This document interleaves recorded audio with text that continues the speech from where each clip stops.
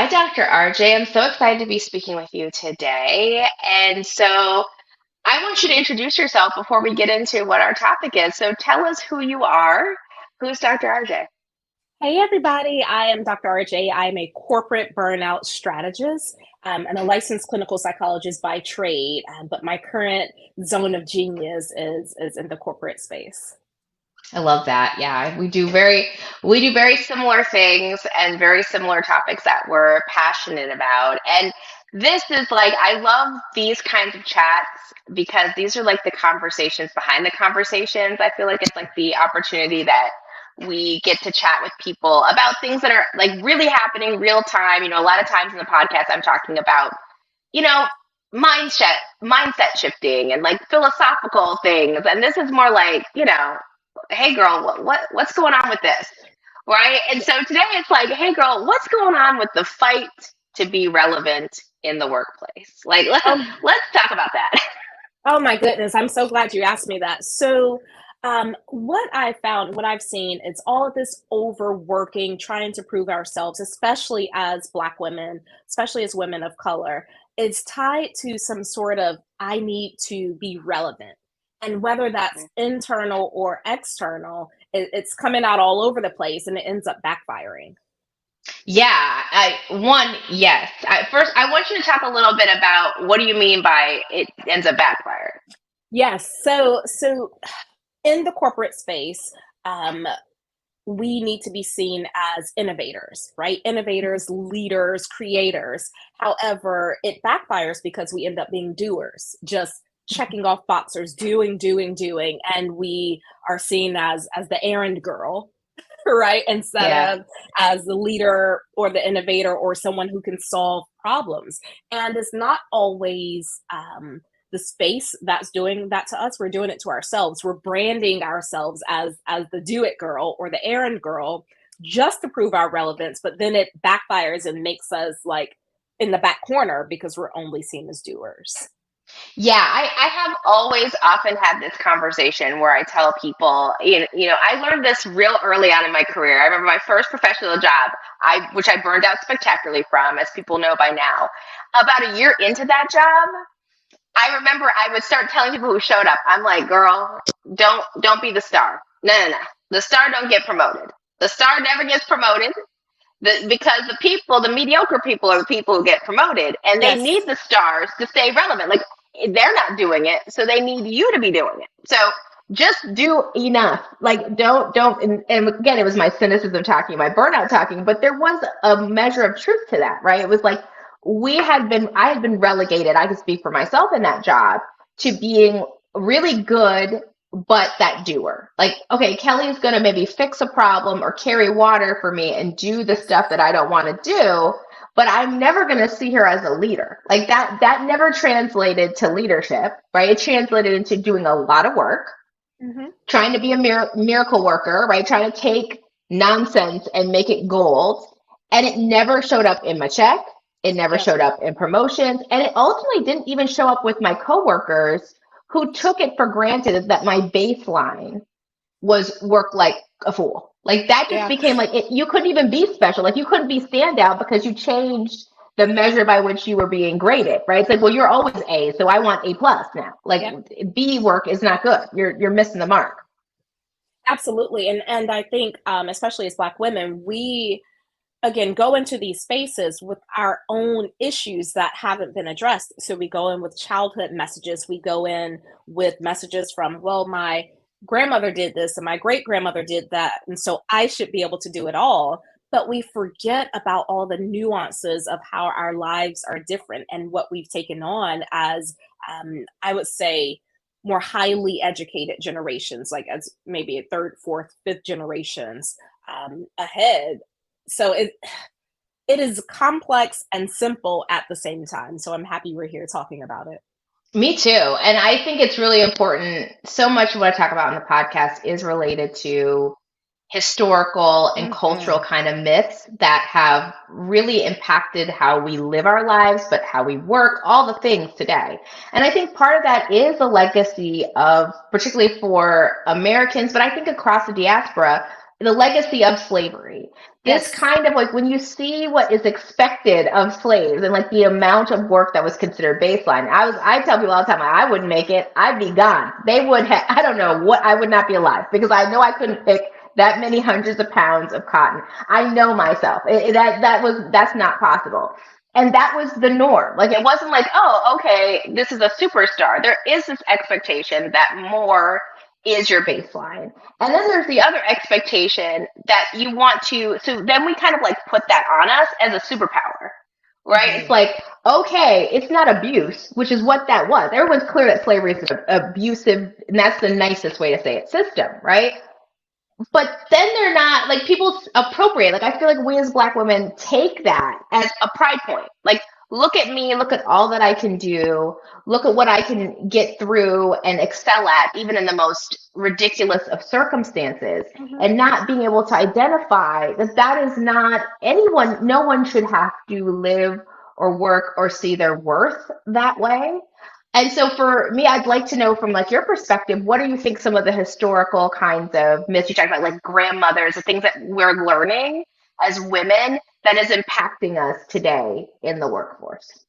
Well, I think there is a scientific piece that we have to pay attention to, the epigenetic trauma, the Sure. genes that have been passed along, and because it's part of us, it's part of how we're wired, it can creep up and sneak up and we don't even know what's happening until it has happened. So it's our natural instinct to overwork, overdo, overproduce because of the trauma of the Middle Passage and being stolen and all that kind of stuff because of that trauma. And so we have to be intentional about changing. We can change that part of our genetics. We can change that part of our DNA by creating new behaviors and new habits right now. So if we do that now for us, our future generations, they will be wired differently. They'll show up differently, and it won't be and I think of neural pathways, but it won't be their set point to Mhm. overwork and do the most like our generation and previous generations had. So we have a big duty. It's not just for us to get this thing done and fixed. It's really for the future generations as well. Yeah, I 100% agree with that as well. And I think that's like so true with the concept of the opt out, which is one of the key pillars of this podcast, that there is a way to let go and leave behind the cultural trauma and the cultural legacy that is like it is part of our DNA. It has Mhm. passed down in generations, but there is options. And one of them, like to me, it's like, so we're going to start, let's shift into like time. What can those things be? But the first step for me when I think about this topic is redefining relevance. Like Mhm. there's something inherently toxic about wanting to be relevant. And I find it to be like to me it's part of what's wrong in our society across races, across ages. This kind of Western capitalism, kind of white supremacy, patriot, like relevance is just really uniquely defined. Like what is being relevant at the workplace? What are we actually looking for? And I feel like 9 times out of 10, if we say what we're really looking for, it has little to do with our job and more to do with like respect, more to do with feeling valued, all the things that are more emotional than they are like how many things on my checklist I checked off. Absolutely. So relevance, I would say, especially for the United States. So I work with women like globally, Canadian, especially Canada, but also like the UK and other areas. And in the diaspora of Black people, we have different issues, for lack of a better word. But in America, we have this Protestant work ethic thing. Like Mhm. you work from sun up until sundown, you sleep when you're dead. All of the hip hop music. I love hip hop, so this is not like a ding on hip hop, but it's all about hustling, the hustle culture. And relevance has unfortunately come from us trying to prove ourselves that we're good enough when, again, it makes us miss the mark and then it backfires. Yeah, and prove ourselves in systems that weren't created for us, weren't created by us. It's like the metric of relevance is never we cannot meet it because we didn't create it, right? And it will always Correct. be moved. And it is this kind of like, and it's an empty. There's so many work myths, which is a whole nother topic for another day. There's so many things that we believe about work that are just lies. You know, if you sacrifice now, you'll get some reward later. I think look, just, economists have debunked, like, so many different levels of professionals have debunked that when we look at generations of work, like, because we saw, anybody Gen X and Boomer generation saw people lose all their retirement, right? So millennials and Gen Zs are like, nah, that's not true, right? That there is some magical time called retirement when you can actually live and enjoy your life, when we know statistically and medically people die shortly after retirement or have onset of major medical issues. There's so many kind of like lies about the way we work that are universal but are even more heightened, I think, across Black folks because we are already combating so much, that buying into these myths even make it harder. And so what do you think some of the things that we could be doing to get past this? I think one of the things we can do is there are a couple of things, but the first is to focus on healthy striving. So I run into a lot of perfectionists. I am a reformed perfectionist. My Me therapist too. would be very happy to hear me say that. I'm a reformed perfectionist, and it's so much better on this side. So y'all come on over to the non-perfectionist side.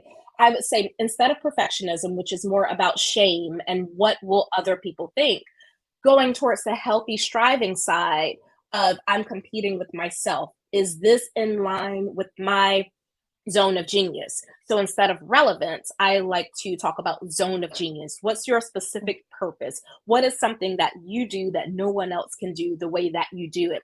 That's where you compete. The competition should be like a swimming lane, one lane only internal zone of genius. So when I talk about productivity, that work is rest and productivity is rest. It's not like slacking off and being lazy. It's maximizing by doing not all the things, but doing the right things. And so, one way, again, there are a few ways that we can think about this is zone of genius, healthy striving instead of perfectionism, and productivity as doing the right things, not all the things. Yeah, I think it's worth unpacking all three of those a little bit deeper. I love the concept of, what your striving is, or understanding, adjusting your strivings. I say I'm a perfectionist in recovery, and I say recovery because it goes in and out. Like, there are great days and there's days where I'm like back in it. And I talk about the fact of like that mindset shift of thinking about excellence versus perfection, and not doing poorly and not slacking. I'm not seeing things in these extremes, right? Which I think so many people, perfectionists, do. It's like it's good or it's bad, right? It's like, no, it's not. There's that in between piece, and doing things well and doing things thoughtfully and understanding how, like, it leaves room. One of the things I love about letting go perfectionism is it leaves room for creativity.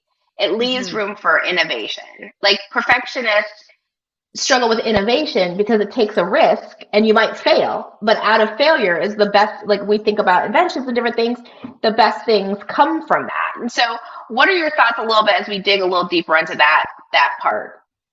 Well, I love that you spoke about failure. That's something that we fear. Like when I speak to women everywhere, and even college students, the biggest fear is failure. And Mhm. what I generally say, well, you either win or you learn. There's really no failure, because once something happens, you learn, you adjust.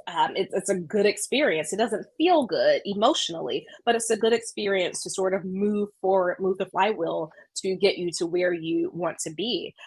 And as far as healthy striving goes, part of it goes with so I'm Generation X, and my generation, the generation before us, is go to college, get a good job, and stay at that job forever and retire, like you mentioned.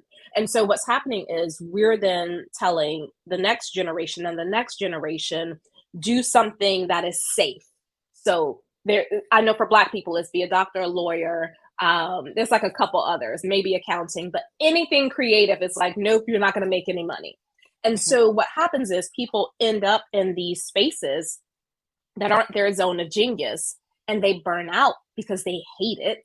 It's not what they're meant to do. It's not purposeful for them. And they're there because of some unwritten rule of what success should look like for, I'll say Black people, because that's who I can speak for. Yeah, I 100% agree. And shifting it absolutely to that kind of zone of genius, how you define it. So much of when I tell people, when I help people recover from burnout, I tell them that authenticity is got to be the first place you start. Who are you? What do you care about? What is your purpose? All the things you just mentioned. That is the first step to preventing and recovering from burnout if you're already in it, like getting back to those basics. And we really have sold ourselves a kind of lie, and I think it's a global lie again, that doing what you love doesn't necessarily equal money, happiness, success, that there's only a couple ways to be successful. And again, I say it's global, but it gets more intense, that pressure, when you start talking about black a race, you add race, you have black people, then you start asking about black women. It gets even more intense. Like the pressure just gets more and more. And part of that is because we're not doing things in our zone of genius. And I've always said that, like, the zone of genius is what you love and what you're naturally good at. And Yes. oftentimes we're stretching the things we're not good at to be relevant. We're doing the things we don't love because we're thinking about impressing our parents or impressing someone in front of us, right? And we lose that sweet spot, which is that zone of genius, which after you do that, success comes. And that can be defined how you want it. Absolutely. And I think zone of genius can change over time. Mhm. So it's what we're naturally good at, but it may change, it may shift. And the only way we'll know what we're naturally good at is to check in with ourselves, to slow down enough to have the space, like you said, to be creative, thoughtful, innovative. Check in with ourselves to see, what is it that makes me smile? What is it that makes me happy? What is it that will make me jump out of bed in the morning instead of hitting the snooze button 5 or 10 times and pulling the covers over my head and saying I hate Monday? Like, find that thing and do it. Yeah, I want to circle back to that too, because I think when we start talking about like what people can do today to get there, I want to come right back to that. But the last piece that you mentioned, when you kind of listed off three things, you talked about the zone of Mhm. genius, you talked about what we're striving for, and then you talked about like redefining productivity Yes, and doing the the, right things. yeah, doing the right things. And, there's so much around the science of rest, the science of how, like, I'm really into the science of play and the Mhm. science of deep rest and deep play and what that actually translates to, like how people actually get better at work when they play with a mind to like engaging their brains and things not related specifically to work. And so I wanted to talk a little bit more about that piece too, about doing the right things and what productivity is and why rest is so important. Yeah, so rest is super important, obviously, because of creativity. It allows our brains. There's a sewage system in our brain where it's called the glymphatic system. So for those of you who love to Google and research things, look up the glymphatic system. It's like your natural cleaning system of your brain, but it only happens when you get the appropriate amount of sleep, 6 to 8 hours every single night consistently. So it cleans out all the trash from your brain. It cleans out all the things you won't need. Now, if you're not sleeping, then you have all of this pile up, and that's why you're distracted. That's why you're forgetting things. That's why you feel overwhelmed. Your brain feels foggy. In addition to sleep, rest is imperative. So there's so many kinds of rest. There's, rest, there's creative rest, there's rest from people, there is physical rest, there is emotional rest, there's spiritual rest, there are all of these types of rest. And we only really focus on sleep. But if we're not getting these other types of rest, if we're not prioritizing them, then we're not going to function at our highest level. Not functioning at our highest level then feeds back into I'm not relevant. So it's like this vicious cycle that goes on if there's a lack of rest. Now, as we go into productivity of getting the right things done, there's always something to do. So I have a husband and 2 kids. At this time, they're 15 and 12. There is always something to do. And productivity is doing the right things, not all the things. The way that I figure out how to do the right things is that every night I make a petition to my subconscious and I write out the 3 things that I need to do for the next day. Once they're done, then I'm complete. Anything else is icing on the cake. I don't have these long to do lists, especially as women, we can have to do lists like from the ceiling to the floor. and we're still not feeling good enough, even if we get most of it done. So 3 things the night before. The reason I like to do it the night before is when the day starts, it's easy to just start adding things in that you think are important. So the night before, 3 things, write them down, and then be done mentally and emotionally with your productivity list for the day. Yeah, I agree. I think we put too much on our list, and I think it is about identifying. And I tell people if they're struggling for that, a good marker is to say what's going to have the most impact on your day. Like you could have 25 things on a list that you should be doing, but maybe one of those would take away 10, would make the other 10 much easier. And so if you're looking for like, where do I start? Because people get that paralysis of like, well, I mean, I know it's 3, but there's 25 things that really need to be done. This sense of, the myth of urgency is another one that pervades our work world. Is like, think about what's going to have the most impact of what you need to do. And then it is being satisfied and redefining what success and what a good day is, right?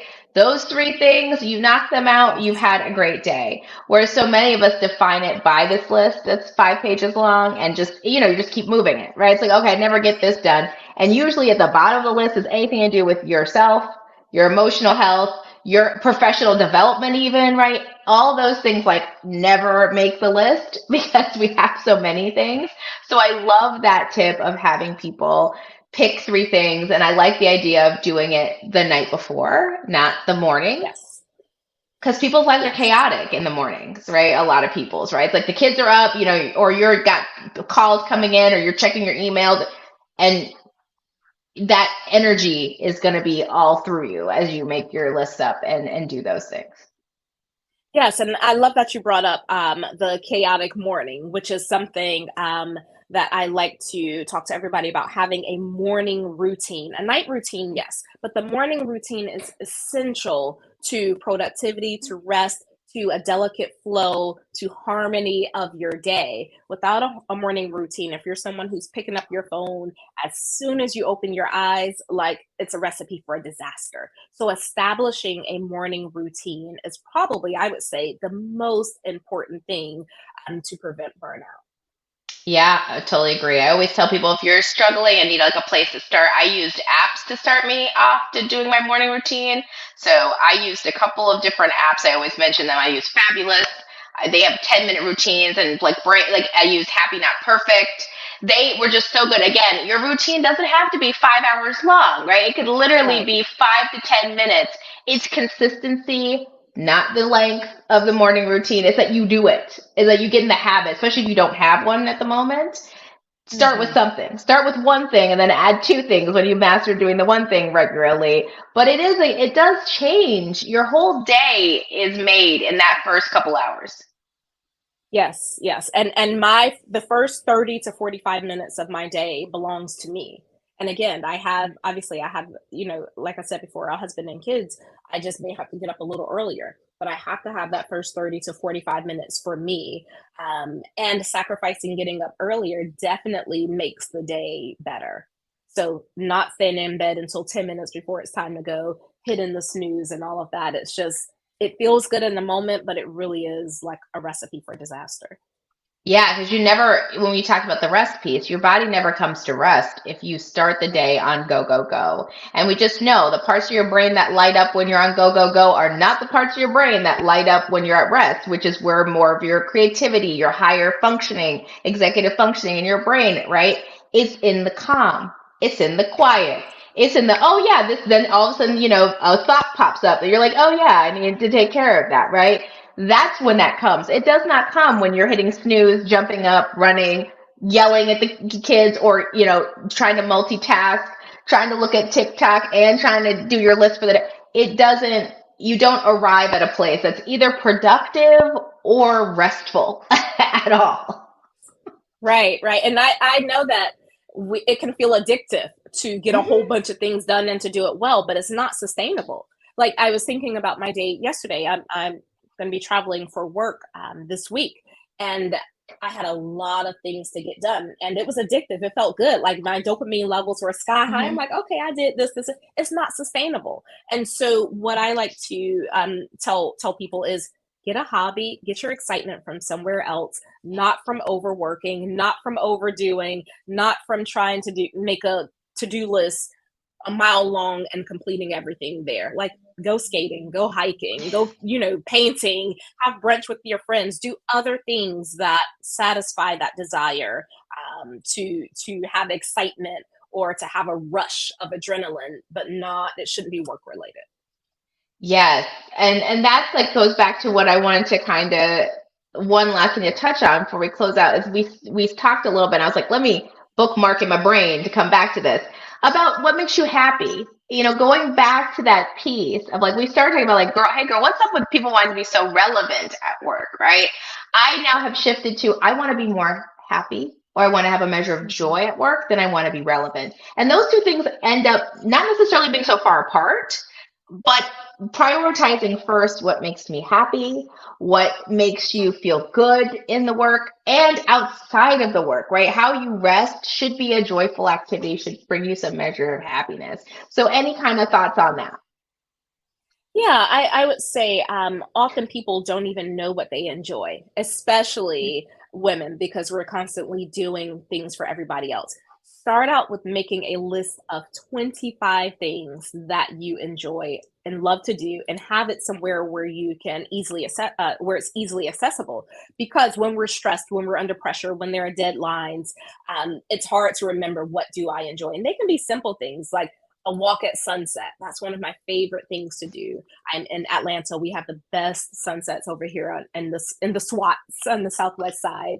A sunset walk, being outside, sitting on the porch, talking to a friend. It doesn't have to be like things that require you to leave the house. Actually, add those things, but the whole list can be things you can do right away. So I would say, in order to understand what makes you happy, start with the basics of what makes you feel good, like in the moment. Make a list of 25 things. I call it a pleasant activities list, your pal. So your pal should always be with you when it's time to rest or when it's time to be away from work. You want to go directly to your pal and fill yourself up with those things. Yeah, and if you are struggling, I'm reaching over here because if you are struggling, I just did this. I just talked about this on the podcast. This is my joy jar. And Oh, it I is love that. filled with activities that I once a week pull something out of here and say I'm going to prioritize with my rest.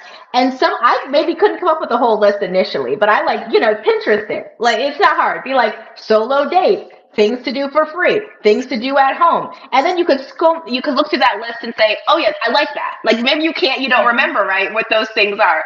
Let somebody else do that work for you too and just pick the things off the list that you could do. And I came up with like 75, which I was like, I didn't think I Wow. would do that. But again, I would be clear, I didn't do that. I just got on Google and was like, let me look at these different lists. Okay, this works for me. And they're very simple, small things. Like they could just be like, watch one of them's like, watch a Netflix show that I really like. One of it is like, write myself a love letter. But there are also things that spark joy in myself and they range both outside the house and a lot of them can be done inside the house, right? So I totally agree. I love that. Any final like parting, you've given us a lot of little tips and activities. Any parting kind of thoughts about one thing that you want people to make sure they take away before we ask where we can connect with you? Yes. So something we did not cover is when you really love what you do, you can still Hmm. experience burnout. You can still so as an entrepreneur, I love what I do. When I'm working with women entrepreneurs, they love what they do.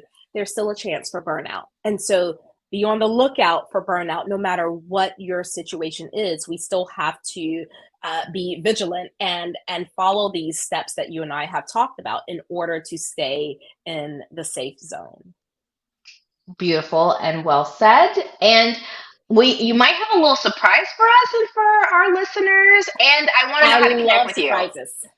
Yes, I love surprises. I'm feeling generous today. So I decided to put together a burnout proof bundle. It's some of the favorites that my clients love. I put them together in one package for free for your viewers, Kelly. So they're getting Oh, like this free thing. All they have to do is text "have it all" HAVEITALL, one word, have it all, to 833-451-4258, and they'll have the burnout proof bundle like right in their inbox. So have it all to 833-451-4258. It's a lot of good stuff in there. oh, that's so exciting. Yay. Thank you. I know our listeners are going to appreciate that. You've given such great information. You clearly are an expert at what you do. Tell us how we can connect to you outside of this burnout bundle you've so generously given. Yes, so I am everywhere. My favorite place to hang out is Instagram. I'm at Ask Dr. RJ, AskDRJ. Also on YouTube, Ask Dr. RJ. LinkedIn, Raushannah Johnson-Verwayne. That's my government name. And Facebook at Ask Dr. RJ. So I'm everywhere. I hang out most on Instagram, but I'll see you all in all those spaces. Oh, and my website is askdrrj.com, which is where you can get your copy of my most recent book called Executive Burnout. Wonderful. And we'll all of that's going to be down below, and we'll even have the phone number up. Please get your resources, connect with Dr. RJ. You are definitely going to be better for it. Thank you for joining us today.